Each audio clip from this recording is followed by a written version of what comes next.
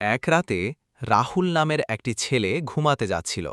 হঠাৎ সে শুনতে পেল জানালার বাইরে কেউ ফিসফিস করছে। সে সাহস করে জানালা খুলে দেখে এক ছোট্ট ভূত দাঁড়িয়ে কাঁদছে। রাহুল জিজ্ঞেস করল, তুমি কাঁদছ কেন? ভূতটি বলল, আমার কেউ নেই, সবাই আমাকে ভয় পায়, আমি শুধু বন্ধুত্ব চাই। রাহুল হেসে বলল, বন্ধুত্ব করতে ভয় পেতে হয় না, চল আমরা খেলি।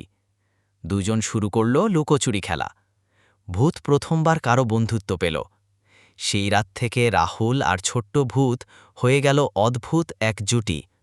ভয় নয়, ভালোবাসাই তাদের বন্ধন। গল্পের শিক্ষা, সবকিছু যাকে ভয় লাগে সে হয়তো আসলে বন্ধুত্বই চায়। কখনো কাউকে না জেনে ভয় পাওয়া উচিত নয়। বন্ধুরা, এরকম নিত্য নতুন গল্প পেতে চ্যানেলটিকে সাবস্ক্রাইব করে পাশে থাকা বেল আইকনটি অন করে দাও।